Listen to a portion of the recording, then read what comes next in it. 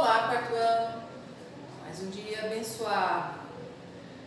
Que Deus possa nos dar aí forças, restaurar a cada dia nossas forças e que abençoe a cada um que esteja necessitando, neste momento, de uma oração, de uma palavra bendita, que esteja ela recebendo aí por Deus, nesse momento. Amém? Então, minha história... Vamos começar a falar, dando continuidade ao tópico de colonização, só que agora vamos tratar sobre a catequização dos indígenas. Pergunto, vocês sabem quem são os jesuítas? Já ouviram falar jesuítas? Bom, jesuítas são padres de uma ordem católica, tá? Criada lá no século XVI, que veio com a importante missão de catequizar os povos que houvessem, os povos dos quatro cantos do mundo, com o cristianismo. Então, eles chegaram aqui ao Brasil na época da colonização, por volta de 1549, aí, com o Tomé de Souza. Fundaram também vários colégios, um deles lá em Salvador, litoral, região litorânea. Até por volta do século XVII já haviam vários colégios fundados na região litorânea do Brasil, nessa época de colonização. Eles aprenderam, claro, para poder ensinar, eles tinham que aprender. Eles aprenderam a língua tupi-guarani para se comunicar com os indígenas.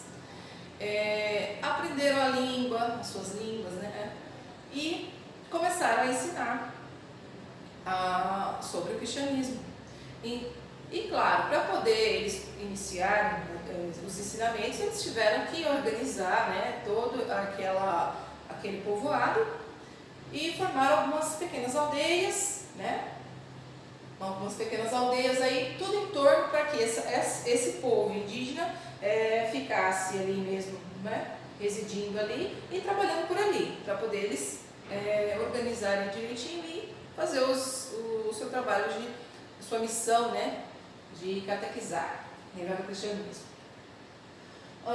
Claro que eles impuseram muito da religião católica, porque os povos indígenas já moravam aqui há muito mais tempo, antes dos europeus chegarem, e já tinham as suas crenças, mas os jesuítas chegaram e começaram a ensinar, a catequizá-los, praticamente foi imposto, não foi algo que eles escolheram, foi algo imposto. Houveram vários aldeamentos aí dessas missões, tá? No sul do continente americano, onde hoje é a Argentina e Paraguai, foi onde fundaram várias missões e reduções também. E no Brasil, onde hoje é Paraná e Rio Grande do Sul, também houveram várias missões lá, nesse intuito, de trazer eles para o cristianismo, ensinando a catequização. Agora, com relação à organização dos aldeamentos, como eles criaram várias escolas e aldeamentos, formaram-se várias vilas, pequenas vilas e cidades, nessas regiões litorâneas onde os jesuítas começaram a organizar aí para catequizar esses povos. Por volta de 1554, o padre José de Anchieta fundou aí um pequeno aldeamento chamado aí Vilas São Paulo de Piratininga, que hoje, muito tempo depois, claro, veio se tornar a cidade de São Paulo, que hoje conhecemos como cidade de São Paulo.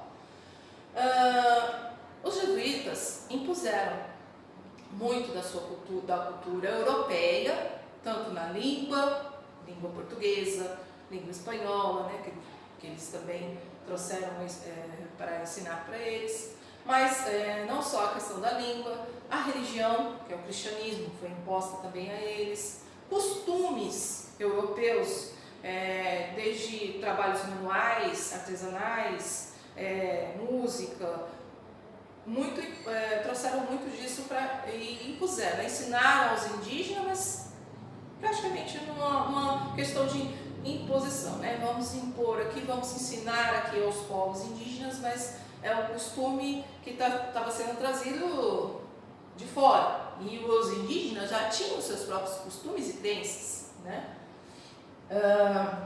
Em contrapartida, os jesuítas também aprenderam, né? Não só ensinaram a partir do cristianismo e a cultura europeia, mas como também aprenderam com os povos indígenas aqui, não só a questão de língua, mas também a tratar aí da terra, dos produtos da terra, né? Aprenderam o cultivo de vários tipos de alimentos, como aí milho, mandioca, feijão, até a erva mate, que era uma erva muito utilizada aí pelos indígenas. Em relação à organização dos aldeamentos, vocês têm no material de vocês aí na página 59 um aldeamento formado aí em torno de uma praça, tá? O aldeamento, ele vem lá, porque vocês vão observar aí no livro de vocês. O aldeamento, ele vem com um formato, né? A planta da missão de São Miguel Arcanjo. Então, em torno de uma praça, ele vem todo organizado, né? Você repara aí que o aldeamento foi todo planejado e praticamente assim, ó. Claro que aqui no livro de vocês acompanham. Então, tem a praça central, lugar vago, né? Aí temos várias outras escolas, postos, né, de atendimento. Então, tudo ao redor, né, dessa praça. E a organização, ela vinha bem retinha, os aldeamentos, todos em formato retinho, bem retinho, né, ao redor dessa praça central. Então, vinha aí os cemitérios, os hospitais, tudo organizado dessa maneira. Essa maneira aqui era a organização criada aí pelos jesuítas. Mas e quanto à organização dos aldeamentos indígenas? Vocês acham que era dessa mesma forma? Claro que não. Os aldeamentos indígenas, muitas delas em formato de círculo, né? Tinha vários formatos, né? Dependendo do tipo de povo indígena que se tratava, né? Alguma tribo, né? Cada tribo tinha sua organização. Tinha tribos que organizavam em círculo, tribos e outras tribos que eram organizadas em formato de U. Colocavam as suas ocas, né? Todas em formato de U, ou às vezes em círculo. Então, você acha que os povos que vieram catequizar pensaram nisso, nessa organização que eles já tinham? Não. Assim como também não pensaram, né, na questão da religião que o povo indígena já possuía, né? Então, olha só o contraste aí que nós podemos perceber da história, né? A história nos traz, né, essas informações. Os portugueses pensavam que os indígenas iriam se adaptar rapidamente à religião do catolicismo, assim, né, como um trabalho forçado também, eles achavam isso. Mesmo que as missões jesuíticas vinham aí com a função de ensinar as línguas, a cultura europeia, né, uma maneira de controle, né? As missões, elas colaboraram muito em relação à exploração de mão de obra, né, do trabalho indígena, na época do período colônia, né?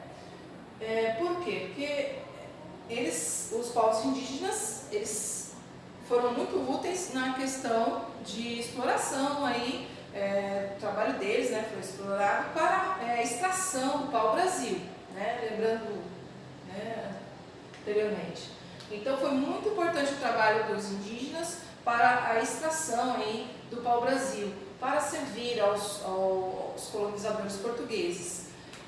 Claro que depois que os europeus começaram a plantar diversos produtos que eram muito atrativos lá, né, muito valorizados, eles, como a cana-de-açúcar, por exemplo, eles pensaram da seguinte maneira: seria interessante o trabalho dos indígenas, vamos contar com os trabalhos indígenas vamos escravizá-los, porque assim nós teremos mais mão de obra para poder extrair cada vez mais e obter mais lucro para a coroa portuguesa, né?